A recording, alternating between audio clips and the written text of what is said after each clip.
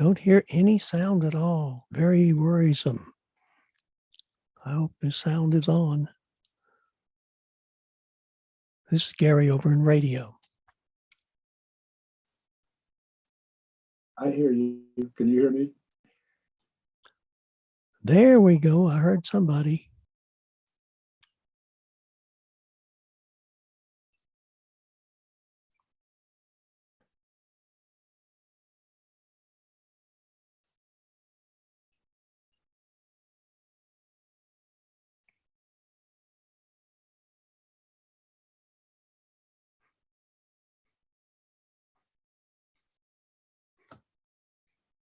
And Camera Gotcha. over there. Standing over there. Oh, that's right. Okay.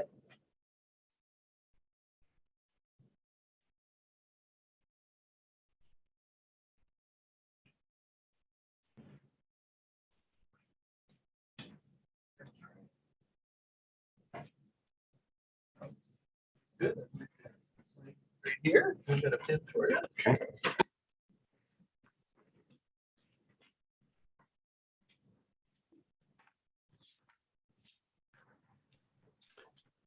yeah, sound is just kicking in and out very badly right now.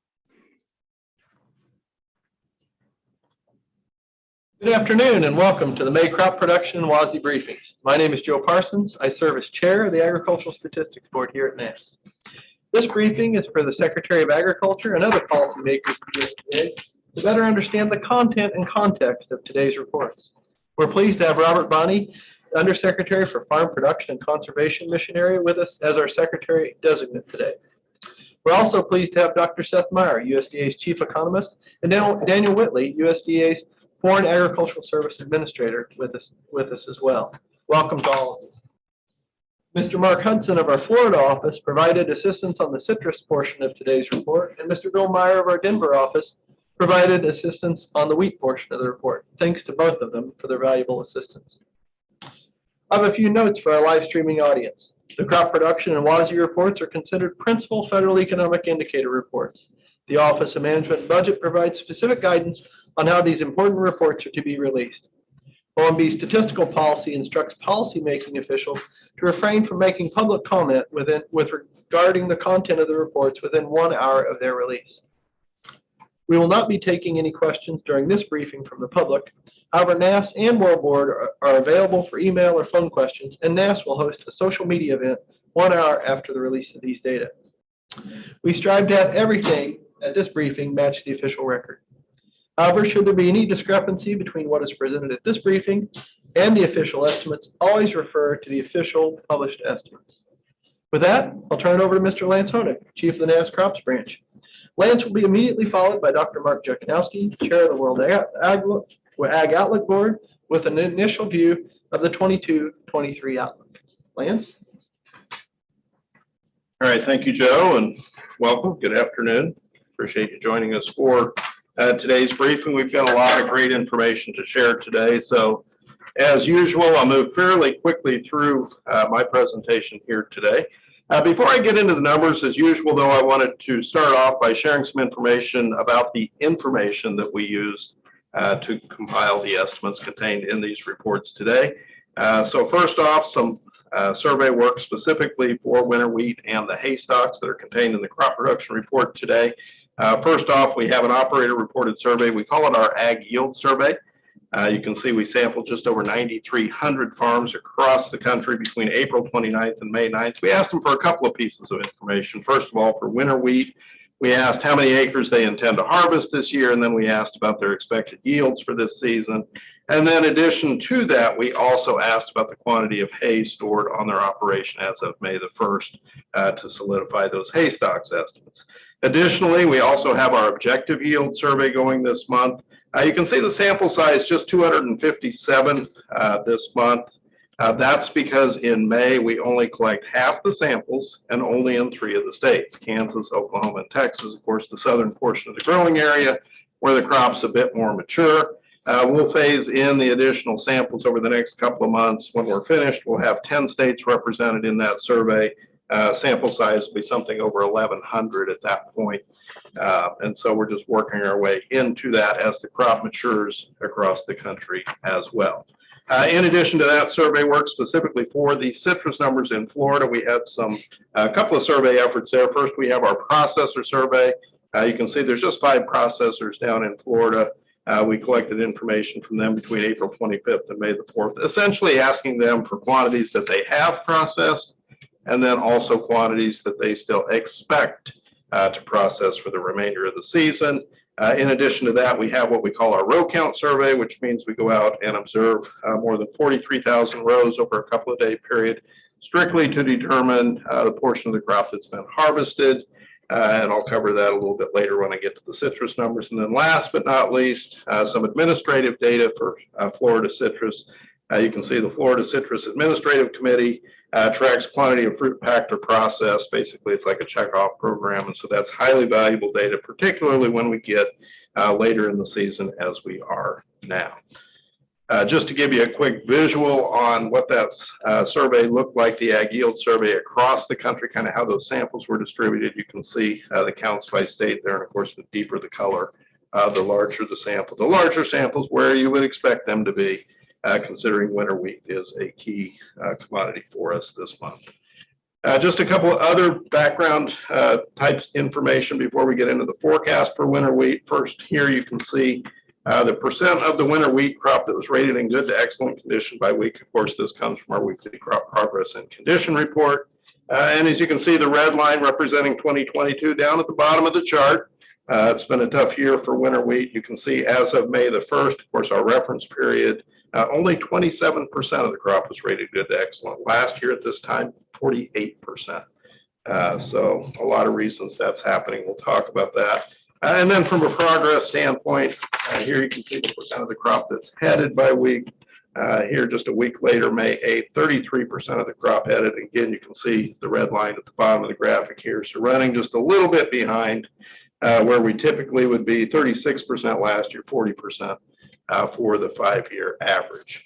And just to kind of set the stage for what's really happening with winter wheat this year, what you see here is this is the U.S. drought monitor information. We picked the week or the date of April 26th. That was the last week it was issued before the reference period of May 1st. And then we overlaid it with the winter wheat acres from the 2017 census bag. Obviously, a few years old on the data gives us the most robust data set there. So you can not only see where the dry conditions exist, but you get a quick visual on how that might be impacting specifically the winter wheat crop this year. So with that said, let's finally get into the numbers. Looking at winter wheat, 34.2 million acres planted this year. Of course, that's no change from our previous estimate. It is up 1.7% from what was planted last year. In the report today is our first forecast of harvested area for winter wheat, though, and you can see that's 24.5 million acres. That's down 3.8% from what was harvested last season. Our first yield forecast is 47.9 bushels per acre. That's down 4.6% or 2.3 bushels per acre from last year's final yield. And that puts our production forecast at 1.17 billion bushels, 8.1% below what was produced last season, or 104 million bushels less than last year's crop. A couple of interesting points as we look at the bottom of the screen here. I don't usually talk about the rankings, but if you look, you'll see Idaho in the number 4 slot. So this is ranked by production. Idaho's never ranked higher than 5. And of course, you don't see Texas on this graphic. Texas actually looking in the 9th position right now. Last time they were in the 9th position was back in 2009, before that 1972. So it's not that often that we see some of the state rankings the way they're shaping up this year. Next, we'll take a closer look at the winter wheat acres. Here you can see the top line is the planted area, the lower line is the harvested area. That difference between the two lines, that's kind of the key this year. If we look at it on a ratio basis, the harvested planted ratio is 71.6%. But if you look at just the absolute difference, that is actually the largest non-harvested acres since 2014. But it really is more about the harvested to planted ratio, and so we've added this chart for this time just to kind of highlight what's happening there. As I mentioned, 71.6% is the current estimate. That's the lowest since 2002, and it would be the sixth lowest ever. In fact, if you go back in time, as I mentioned, 2002, the last time. Prior to that, 1951. And you have to go earlier and earlier from there back. So definitely a low harvested to planted ratio this year. If we look at the harvested acres by state and how they compare with last year, just a quick update on how this map is laid out. The top number is the harvested acreage estimate. For each state, the lower number is the percent change from last year. All states colored in blue are increasing. Those colored in red are decreasing. And of course, the deeper the color, the larger the change. Normally, I would point out that on these maps, the pound sign indicates a record high, but we don't have any of those this year. But I would point out the ampersand symbol, which represents the record low. California is expecting record low harvested acreage this year. I mentioned the non-harvested areas specifically. Texas actually expecting the largest non-harvested acres on record at 4.2 million this year. If you look across the country, the reds and the blues there, really it's all about the harvested to planted ratios, probably more than just the acreage change. So if you kind of tie those back together, technically those declines you see in Kansas, Oklahoma, Texas, Colorado, those are low harvested to planted ratios as well. But as we look up in the Northwest, really the story there rebounding somewhat from last year's bigger problems than folks are seeing this year. And kind of a similar story happening across the country.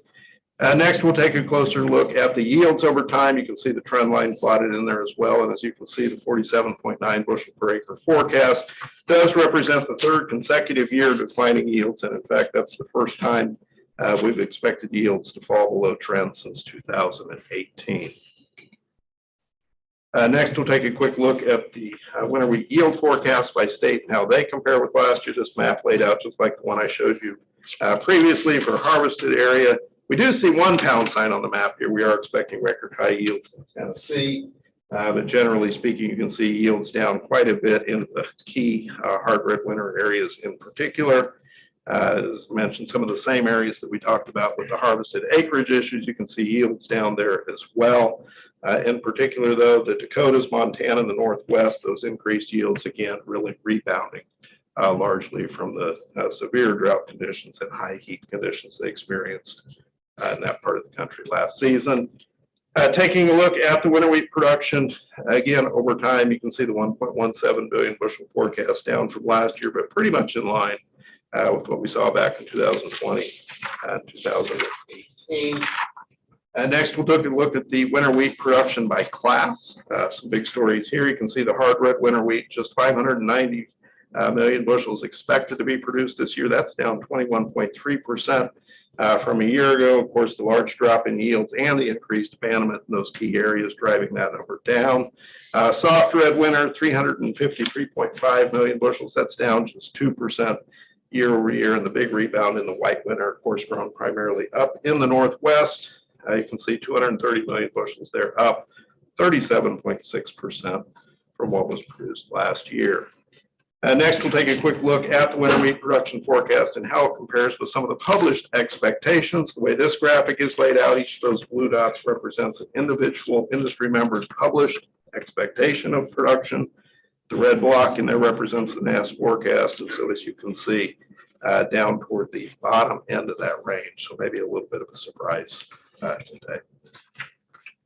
Next, we'll move on and take a look at the hay stocks. Again, as of May the 1st, as I mentioned earlier, you can see 16.8 million tons on hand. That's down 6.9% from what was stored at the same time a year earlier. If you look at the disappearance from December, 62.2 million tons.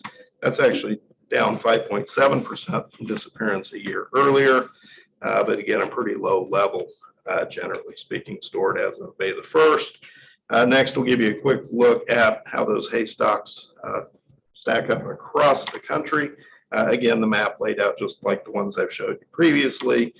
Some increases, some decreases, largely tied to production in many cases. And just a quick reminder, hay production this past season was down 5.2% from a year earlier. And you can see stocks down 6.9%.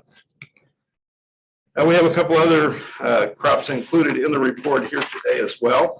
First, almonds. Of course, this is a California-only crop for us. You can see we're expecting 2.8 billion pounds to be produced of that crop this year. That's down 3.9% from last year. In fact, it's 10.1% below the record production back in 2020. But those are the only 2 years that are larger than this year's forecast. So we are expecting this to be the third largest production on record. Of course, the large production for almonds largely tied to a fairly consistent increase in acres in recent years. Also on this chart, you can see the California-only peaches. Again, this is a California-only number, expecting 440,000 tons to be produced there. That's actually the lowest production since 1929 for peaches in California. You know, it's been very dry out in that part of the country, but in addition to that, they've had a couple of freeze events this year that have had an impact on the crop there as well. And then last but not least, we've also got updated citrus numbers included in the report today as well. You can see we're now forecasting all orange production at 3.876 million tons. That is up 2.4% from last month, still down 11.7%. From last year. I should remind you that only Florida is reporting this month, so forecasts for all other states are carried forward. So that change from last month is entirely due to a 2 million box increase in Florida, specifically on the Valencia portion of the crop. Based on the row count survey, about 88% of those rows were harvested, so that utilization data really kicking in for us now, finding that production is just a little bit better than what we had previously expected, but still a pretty low level overall. Grapefruit production of 389,000 tons. That's down 2.2% from the previous month, 11.2% below what was produced last season. That's a 200,000 box reduction in Florida. In fact, in Florida, that represents the lowest grapefruit production on record. Lemons are carried forward from the previous month, so no change there. And then tangerines, 878,000 tons.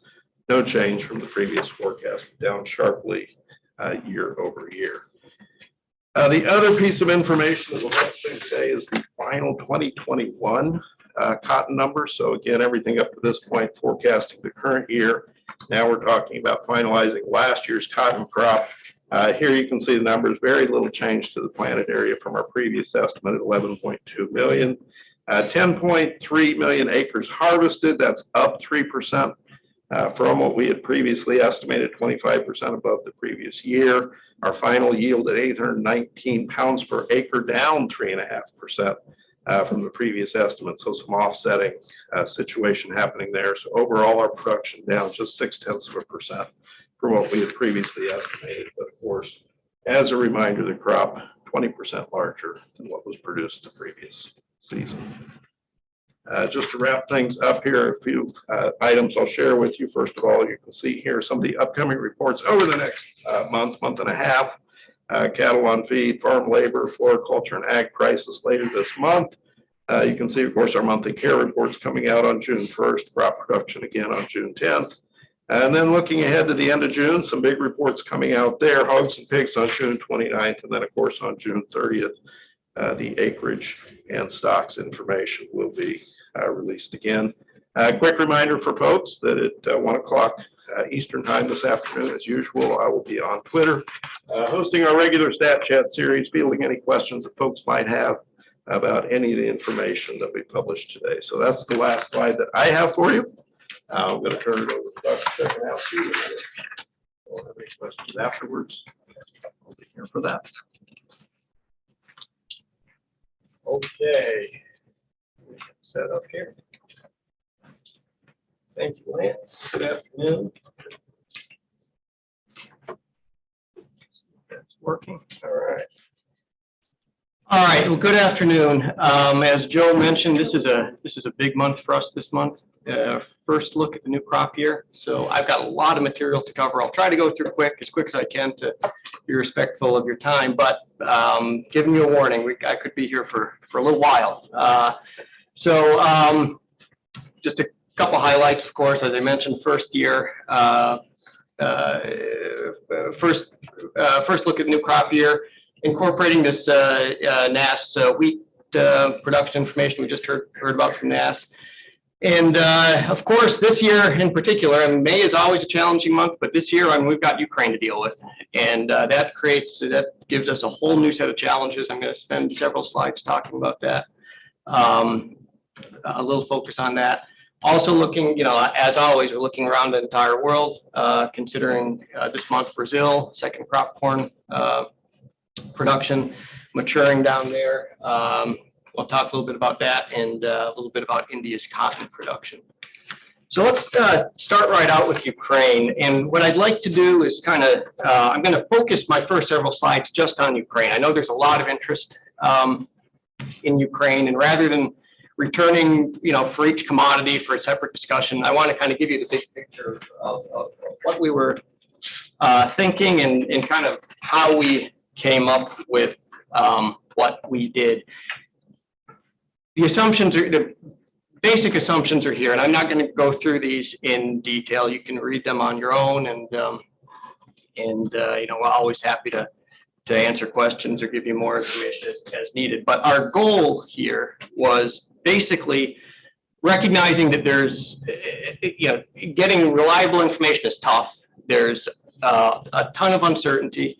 We wanted to use what we had, use what we could find, and put together the most logical, defensible outlook we could, based on assumptions that we specify, so people can really understand where these numbers are coming from, and we have a defendable forecast, I believe. And just a quick shout out to FAS and Katie McGackey in particular, who Black Sea expert, really kind of led this effort, worked closely with the rest of the ICEC, and came to good consensus. So we really appreciate all the work that she did in putting this analysis together. And I hope I can do justice in presenting it in a way that you can understand.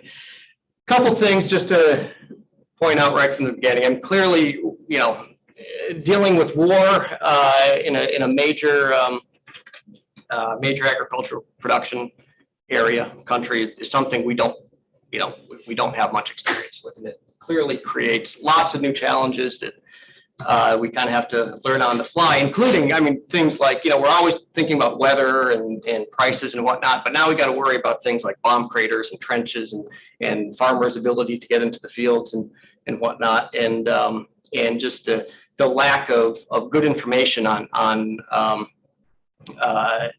lot of these factors. But we do have, there's satellite data, there's satellite imagery that we can rely on, and it gives us some sense of what's happening in the country.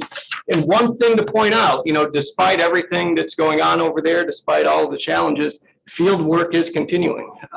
This is clearly a resilient group of people, and the photos from the sky, show that people are out there doing field work, getting ready to plant, and et cetera. So this isn't one of the picture from one of the oblasts, and they're even doing it, around bomb craters. We can see where bombs have hit and where there's, probably been mines and stuff. But the work continues to the extent it can, to the extent they're able. So that gives some hope, some reason for optimism that they're going to produce produce some crops this year. Now, when we think about this, if you go back to the assumptions that are laid out, we have to consider things like the intensity of the fighting and intensity of the war efforts in different oblasts, and the extent that might impact the outlook within those areas. So, for as Ukraine, wheat, corn, and sunflower are the primary exportable commodities that we're interested in and that they focus on. So we're going to look at each of those commodities, kind of where they're produced relative to where the conflict is most intense, and that is going to be one of the factors driving our forecast. So this is winter wheat, again, the area overlaid with the most intense fighting, of course, there in the eastern part of the country. Another thing that we're focused on too, we know there's going to be supply chain issues. Getting inputs is tough. Getting inputs into the country is a challenge. So what we did was we focused on 2020, which was another year when COVID hit, big supply chain issues there. You know, in terms of fertilizer availability, fertilizer applications in 2020, the data showed a huge drop off in Ukraine. So, you know, that gives us something of a proxy to look at when we're thinking about yields and production for these crops. So even with very limited fertilizer availability in 2020, they were still able to produce a crop. So we have some reason for optimism that even despite the supply chain challenges they're facing right now, they will still have an ability to produce a crop. Now with wheat, of course, this is winter wheat, soon to be harvested.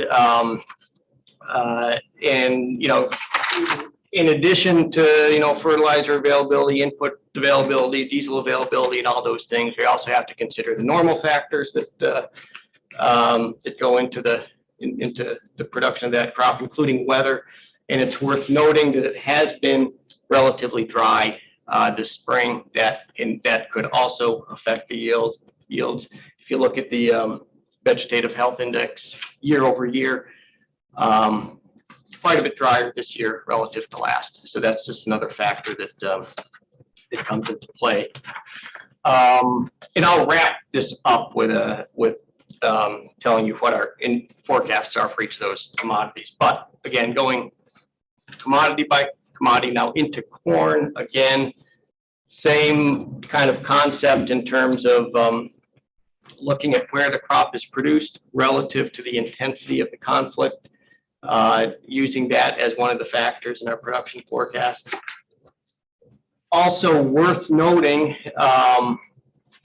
Ukraine's Ministry of Agriculture is reporting data, and they are reporting planting progress for the spring crops. So again, that's reason for optimism. Work is underway. This is showing corn planting progress through early May. So despite all the challenges, there is corn going into ground. And again, looking back to 2020 with the fertilizer constraints, supply chain challenges they had then, we're going to use that as a proxy for our production forecast for 2022. Finally, sunflower seed, again, overlaying where the crop is produced relative to the intensity of the fighting, using that as part of our input into our forecast. There's another factor that could affect soybean production and yields this year, and that is the fact that Ukraine typically relies pretty heavily on hybrid seeds from the West. And we know that the conflict started in late February, so there has been presumably little, if any, hybrid seeds coming into the country since then. Several could have come in earlier in the year, but again, typically, you know, a big proportion coming in March and April. So, you know, we can anticipate perhaps that they're going to have some constraints on availability of high yielding hybrid seeds. But nevertheless, again, planting progress is happening. Again, Ministry of Ag data. So that gives us some reason for optimism that they're going to produce a crop of at least some magnitude. So finally, what does it all mean for our forecast for, again, these three main Ukraine crops? This is our first shot at it. Clearly, production is going to be down for each of those commodities, but it's we're still anticipating relatively large production. Sunflower seed down 37% year over year. Wheat down 35%, and corn down 54%. And of course, with sunflower seed being really among the most profitable crops of these three for the Ukrainians, we expect the smallest reduction year over year in that crop relative to the others. But so that's where we're starting with Ukraine. Clearly, this is going to be something we're going to be watching for months, and update this as new information comes in and as time progresses. So with that, with Ukraine kind of hopefully summarized, and obviously we could spend hours talking about just Ukraine, and there's so much there that's of interest, but let's now turn back to our kind of standard first year out WASDE information, starting with our wheat balance sheet. Just a couple things to note here on the back year. So the current crop year increased Argentina's wheat crop by 1.2 million tons. That mainly reflects a strong early record export pace out of Argentina, suggesting that crop was larger than we had originally been forecasting. But now focusing on the new year, because that's again really where all of the interest is. Couple items that stand out here. Clearly a big rebound in Canada's production. As you recall, last year their production was slashed because of droughts. We're expecting, a big rebound there. That'll help to fill some of the global supply gap. We pulled back EU a little bit. There's some offsetting issues there. Production in France down a bit, Spain and Italy up, but so overall a small reduction in the European Union. Ukraine, of course, as I noted, reduction year over year in 11.5 million tons, so that certainly stands out. India down a bit next year, or this coming year. That's reflecting extreme drought recently, as I'm sure you're aware. Northwest Africa, that pretty big reduction there, as you can see, especially in percentage terms, and that's really all Morocco, and that would be the lowest production since 07-08. And what else? I'll also just note Australia down a bit, but worth noting that 30 million tons, that's coming off of 2 years of record production there, so it's still a strong crop. So global supply and use, let's go through this real quick. Again, focusing on the new year for the most part, small changes in the back year. Feed use down, and we adjusted it down in the old year and lower still in the new year, and that's probably not too surprising. Very tight supplies, very high prices. So wheat is just not as competitive for feed use. Trade, though, that pretty big increase there year over year, and that would be a record, and that reflects a large increase exports from both Russia and Canada, and offset by some declines, of course, in Ukraine and Australia. Ending stocks tightening up a fair amount there, as you can see. Basically, ending stocks down everywhere and among all the global players, with the exception of Canada, given their rebound in production. So U.S. balance sheet, again, incorporating this new information we got from NASS this morning. Winter wheat abandonment, again, highest since 2002. So that's really biting into the production prospects for this year. So production, but still production up slightly year over year, mainly reflecting some offsets. So, winter wheat abandonment highest since 2002, but some offsets from higher production of white winter and spring wheat. But still, that large, big chunk coming out of winter wheat is really driving the changes in the balance sheet this month. Exports down, given these tight supplies. We're carrying in, of course, worth noting, carrying in pretty tight stocks, so that is reducing the total supply overall. Exports, we reduced 30 million bushels to that 775 you see there would be the lowest since 1971-72 crop year. So pretty low there. Prices high. up year over year. As you know, they're currently high. They're currently so high that despite the fact that almost all of the old crop is marketed, we still raise the price 10 cents because whatever is getting marketed now is getting very high prices. So that's going to raise that average up. And then we expect that price strength to continue. It's starting out high, so a lot of that early marketed crop is going to, regardless of what might happen further down the marketing year, that's going to support that season average price. That's wheat. Let's cover rice real quick. All those back year changes, kind of minor data updates, mainly reflecting new data from grain and feed annuals from Post and that kind of stuff. But looking at the new crop year, world production setting a new record.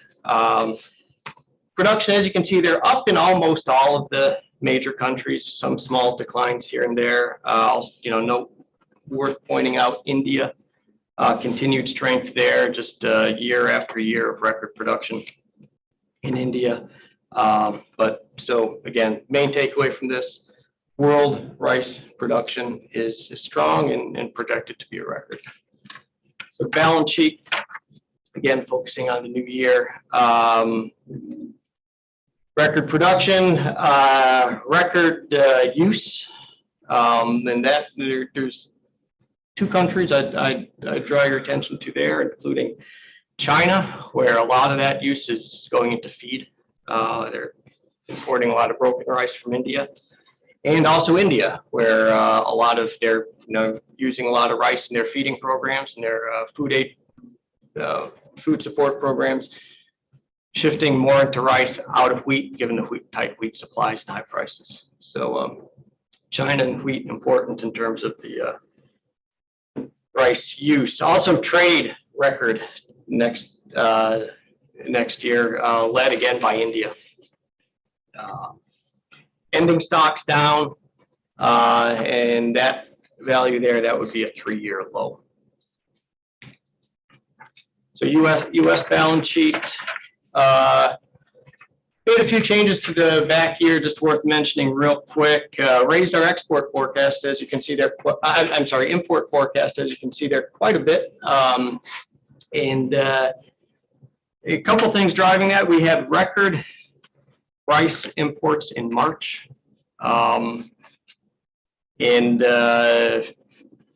including broken rice from Thailand, and just so. As you might recall, for several months, up until a few months ago, we've been cutting that import forecast, maybe some container availability shipments and whatnot. So maybe some of those are loosening up. But certainly the activity in March suggests pretty strong import demand right now, and we adjusted accordingly. Exports, on the other hand, pretty sluggish, sluggish pace. So we pulled that forecast down by 1 million hundredweight. And ending stocks, as you can see, are what they are. Now focusing on the new crop year. So production, area and yield, so forest area based on the March intentions report, trend yield. Trend yields, recognizing again that last year was a record, and now we're going to have a little bit of a reversion to the trend. Imports we're expecting still to be strong, reflecting in part tight U.S. supplies and current trends. Exports, on the other hand, would continue to be sluggish, abundant global supplies and relatively tight U.S. supplies driving that.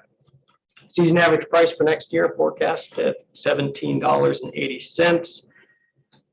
That's driven especially by southern long grain prices and California medium short grain, given, of course, the tight supplies in California, given the drought situation there. So moving into corn,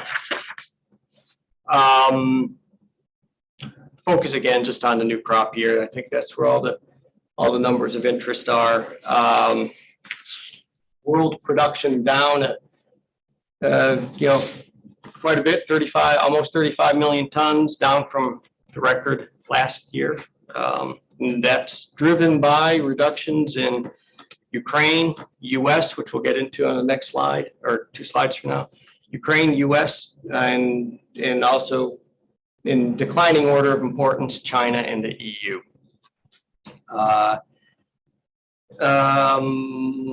What else can I tell you?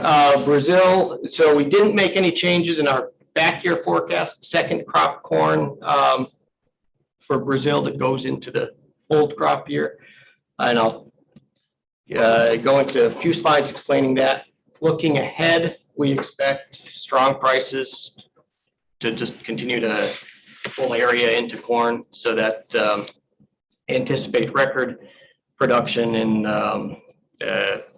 Argentina, Brazil, reflecting that. Again, Ukraine down, no big surprise there, and the rest is fairly small changes. So let's talk a little bit about Brazil's second crop corn, because this is an area where the market is focused pretty intensely right now. So this crop, second crop, especially in the center west, that crop is maturing. Harvest isn't far away. So we're interested in the weather. We're interested in the production prospects there. And I know Seth likes this slide. There's a typical rainfall pattern, across the 2 parts of the country. In the center west, you got a pronounced rainy season, and when then rains are intense, and then they decline and they drop off pretty dramatically. Where then in the south, subtropical areas, you have a more of a normal rainfall pattern. So right now we're really focused on the center west, and it's just worth noting that this drop off in the rainfall patterns came about a little bit earlier than normal this year. So that impacts the forecast. So this is just a total precipitation in April on the left map there, and then the percent of normal. Especially with the percent of normal, you can see things have gotten pretty dry there in April, and this is at a pretty critical time for the corn crop. Looking at rainfall traces for couple of the individual states, also shows up pretty clearly here. This is Goiás, so kind of center west, but kind of toward the east. Excuse me. You can see rains were coming along at a great clip right up until March, April, and then the spigot shut off, and little bit of moisture in April, but generally it's been dry. Mato Grosso, kind of same pattern. They had spectacular rains, earlier in the season. Crop got in ahead of schedule. That was helpful. So a lot of this corn got planted early. Soybeans came off early, so the corn could go in early. And but really, since April, the rain stopped, and we haven't seen much since. So when we look at the vegetative health index there too, you can kind of see things, not looking bad, but starting to dry out in some of these important areas of the center west. Now, contrast that with the south, where in fact rainfall has been pretty generous, pretty abundant. So a very good, favorable outlook in the south, slightly less favorable in the north, in the center west area. And actually, let me go back. So given the good conditions in the south, but dry conditions in the north, incorporating data we just got this morning from CONAB showing higher area in the south, where the yields are expected to be good, offsetting conditions, maybe some lower yields in the north, higher area, good yields in the south. That led us to make no change in our production forecast for this month. So that's where we ended up on Brazil's second crop corn. So the balance sheet, global balance sheet. Let's get back up to. Again, let's focus mainly on that new crop year. A few things worth noting here.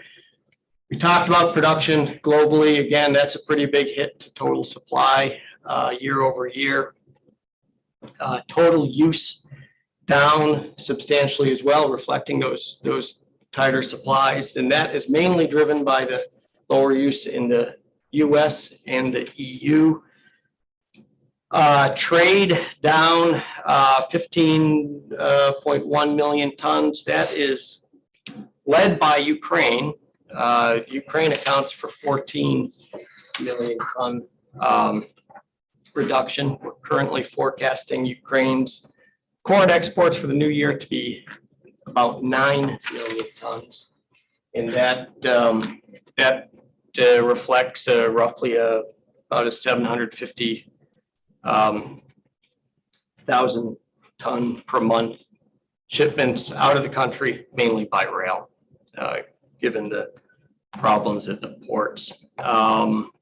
Feed use down, again, tight supplies, not too much of a surprise there. Ending stocks down, that's mainly China and the US. We'll talk about the US next slide. China imports down, reflecting again these tight supplies and reflecting the fact that Ukraine is historically a non-trivial supplier to China as well. And of course, trade down in the US, down in Ukraine, but some offset increased exports out of Argentina and Brazil. So U.S. balance sheet, again, nothing to talk about on the old crop year, but we do have a lot to talk about on the new crop year.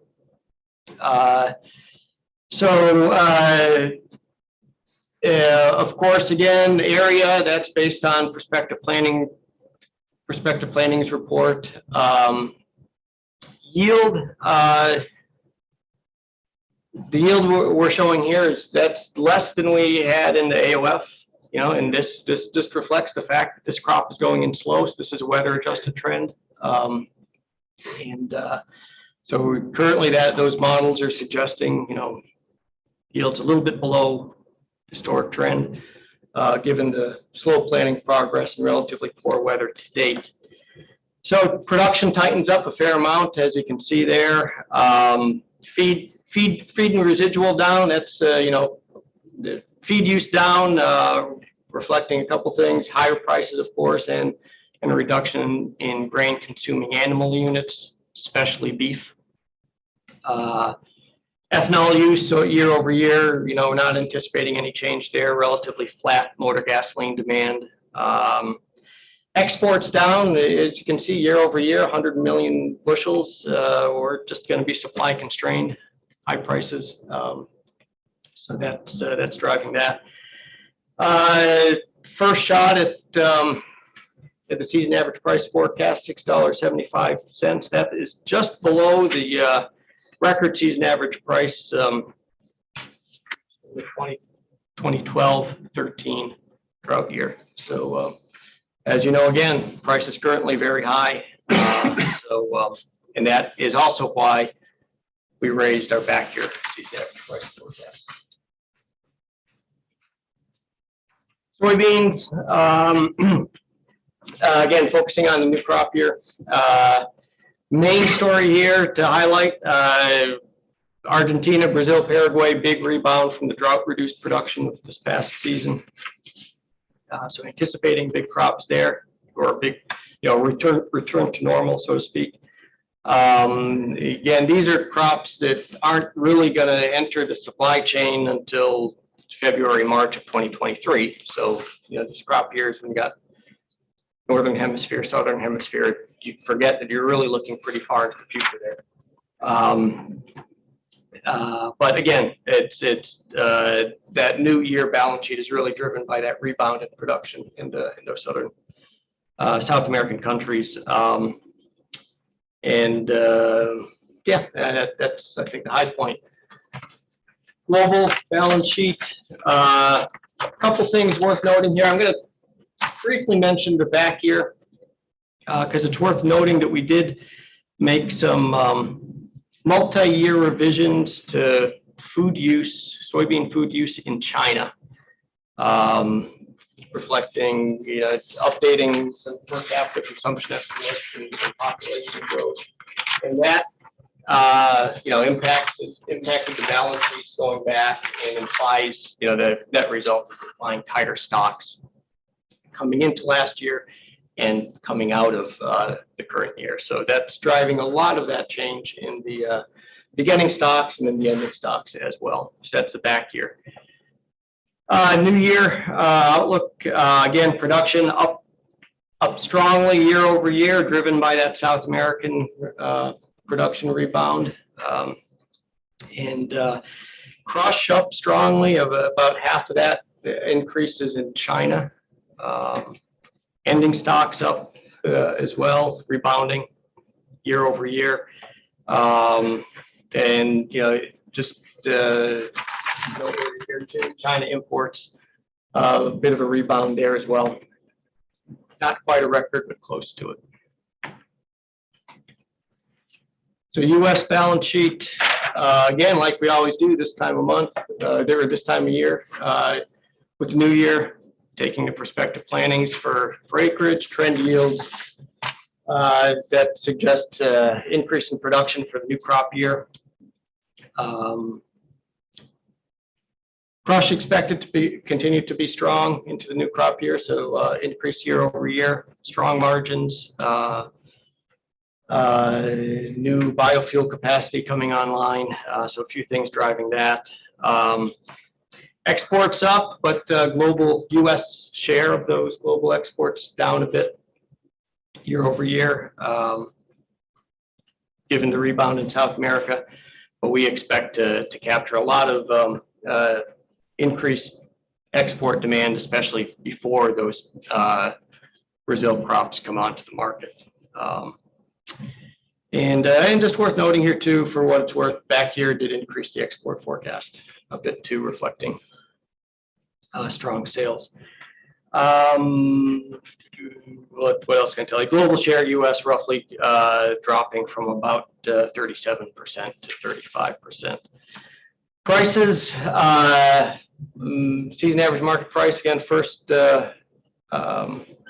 forecast, up strongly year over year, $14.40. A lot of good forward pricing opportunities. Price is currently very high. Not going to talk much about soybean oil. Just to note, we still anticipate strong growth in biofuel demand for soybean oil. And as you can see, pretty substantial year over year as many of those new proposed plants come online. Cotton. I'm going to talk a little bit about India on the back year. We've reduced the production forecast there. I'll get back to that, and also Uzbekistan made some changes there, just basically reflecting some new sources of data, changing our data sources for Uzbekistan, which, as you can imagine, is a country where it's hard to get good data. But in the new crop year, global area up just about everywhere, with the notable exception of the United States, and we'll talk about that in a few slides from now. Up as well in India next year, despite the reduction this year. And the reduction in this year's crop in India just reflects the fact that arrivals data, this is just data reported by the industry in India. Cotton arrivals just didn't materialize the way we had expected them to, suggesting that the crop was smaller than we anticipated. And in retrospect, there are some explanatory factors, including a bad weather tropical cyclone that came through last September, right at kind of a critical time for cotton production and harvest. And they had also been struggling with some pink bollworm issues. So that could be explaining some of this reduction in arrivals and apparent reduction in the size of the crop. Global balance sheet. Again, briefly on the old crop year, 2021-2022. Consumption down quite a bit this month, reduced it by 1.1 million bales. China accounts for almost half of that, about 500,000 bales. Pakistan also accounts for some, and Uzbekistan, but that reduction in consumption by China, consistent with the lockdowns and relatively weak demand that we've been seeing there, given the economic concerns and the COVID issues they're dealing with. New crop year, real quick, I mean, one of the main things I think I want to draw your attention to is consumption. Forecast down year over year. For what it's worth, this would be the first May forecast lower year over year production since 1986. We typically always forecast some increase there, but clearly demand is hitting some headwinds, and so we're starting out with a little bit lower expectation for consumption. Trade up year over year, and that a lot of that might be led by China, where we expect imports to continue as they try to replenish their stocks, replenish their reserves. So U.S. cotton balance sheet. So with cotton, it's interesting. Obviously, we have planted area from prospective plantings, but with cotton, we always have to also deal with expectations for abandonment, and we know it's been awfully dry in Texas and other areas. So, so pretty large reduction, over 1 million bale reduction in our production forecast for this coming crop year. Reflecting basically the double level of abandonment, twice the level of abandonment that we experienced this past crop year. So production tightening up quite a bit. Exports, down as well, reflecting those tighter supplies, down slightly, 250,000 bales year over year. But still, and as you know, prices have been strong, continue to be strong. Average market price for the current crop year, for the current marketing year, raised it to 92 cents per pound, and we expect that strength to carry into the new crop year, down a bit, but still remarkably high prices at our first estimate of 90 cents per pound season average price. All right, let's cover sugar. Here we kind of have to talk about both the back year and the crop year, because there is quite a bit going on in sugar. Starting with production, beet production, we reduced for the old crop year, as you can see there, 85,000 short tons. But this is where things can get a little bit confusing, because really what's going on there is a temporal shift. The sugar marketing year is on a fiscal year basis, and given the slow planting pace, we expect that some of the crop that we expected to be harvested in September is actually going to shift into the new crop year. So it's really just a function of the fact that their crop year ends on September 31st. And cane, small changes there. Imports up this month relative to last. A few things worth noting there. TRQ imports up. We had a reallocation of the previous shortfall, so a lot, expecting a lot more sugar to come in from that. Re-export program, that's just based on pace to date, so data driven by data. Mexico, imports from Mexico up as well. As you know, there was an increase to the export limit at the end of April, so that's reflected in that. And then high tier imports up as well, and this is just based on observed data. Shipment of raw sugar coming in, paying the high tier duty recently, so we increased the high tier imports, as you can see. Domestic deliveries up. That's actually, it doesn't look like a lot, but that's a noteworthy increase. Domestic deliveries, that's a kind of a reflection of consumption, domestic consumption. Typically, that's been pretty flat for years, but the data is showing an increase, so we increased that forecast, as you can see, reflecting that. not sure we know exactly what's driving that. And then ending stocks up, carrying new crop year production based on really this again first lookout. So production based on prospective plantings for beets, and then just all of the averages, trend yields, average yields, average recovery rates, all of that. Not forecasting anything unusual at this point on that.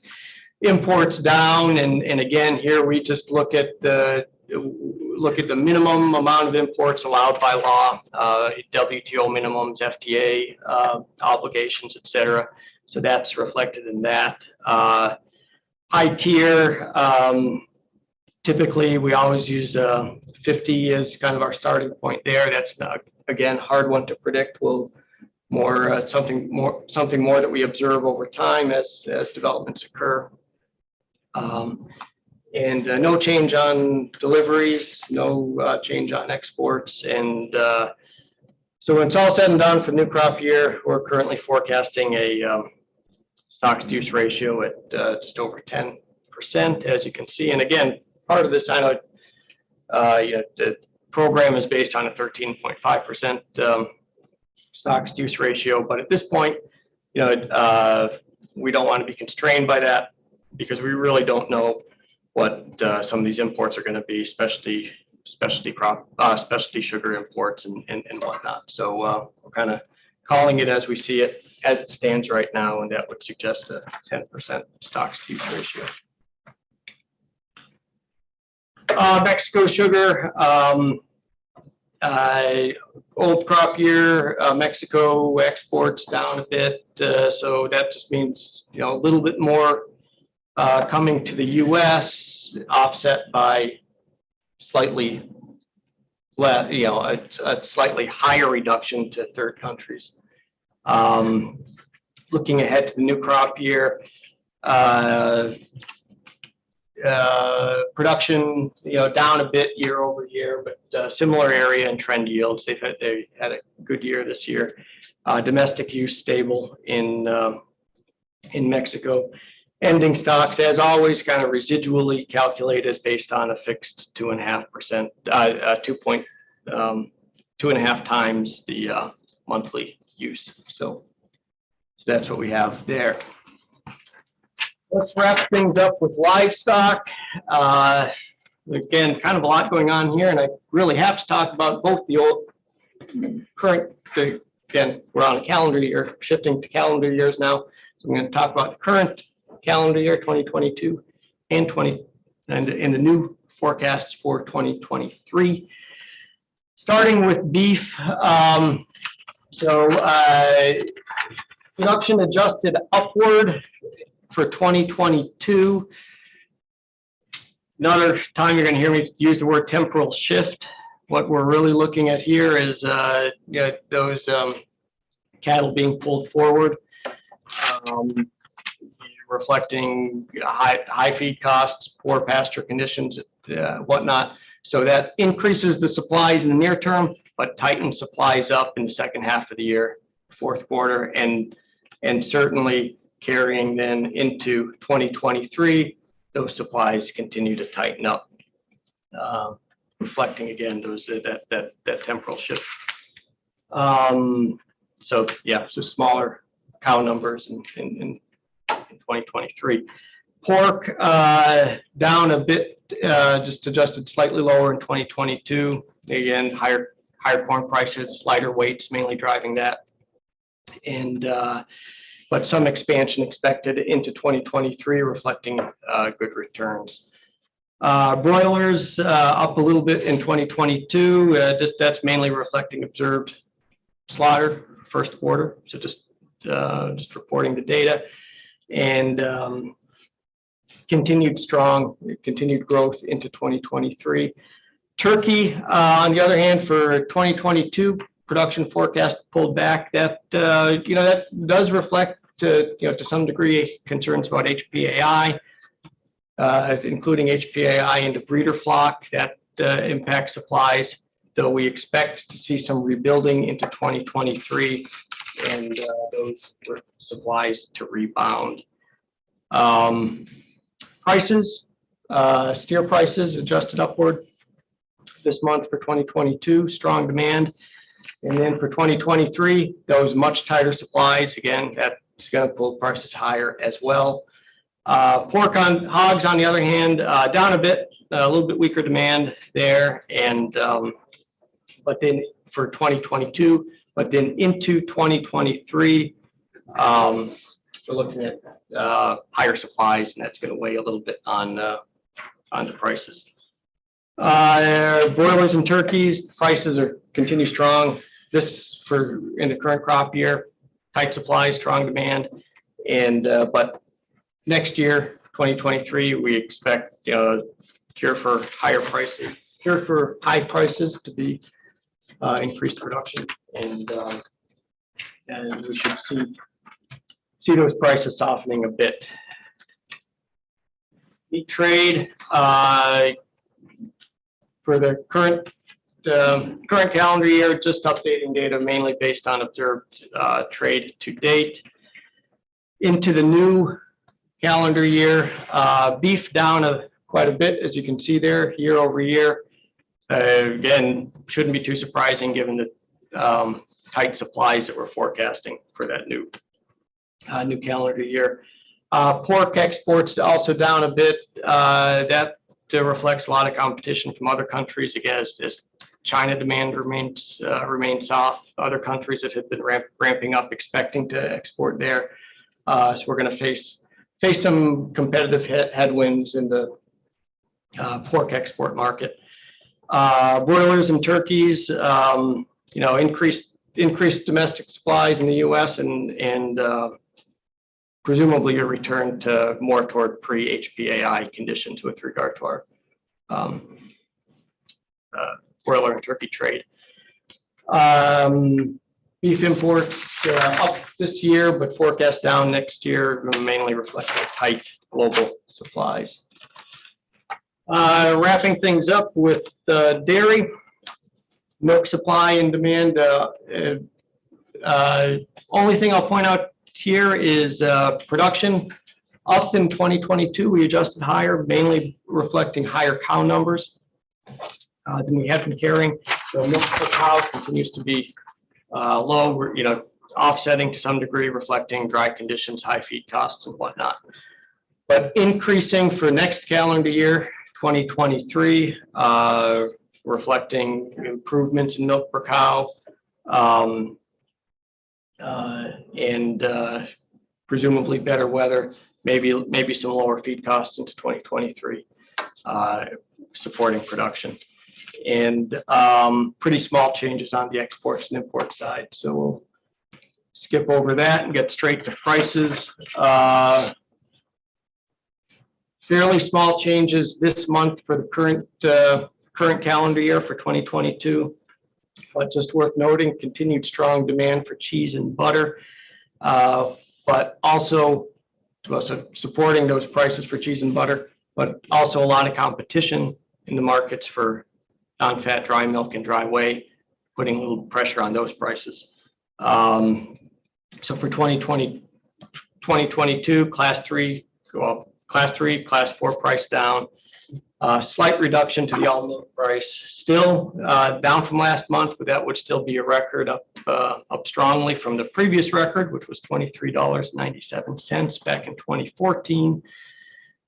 And as we look ahead to 2023, we expect to see some softening in all of these prices, reflecting increased production. Still, historically, all milk, class prices remain strong, but down year over year, again, reflecting those higher supplies.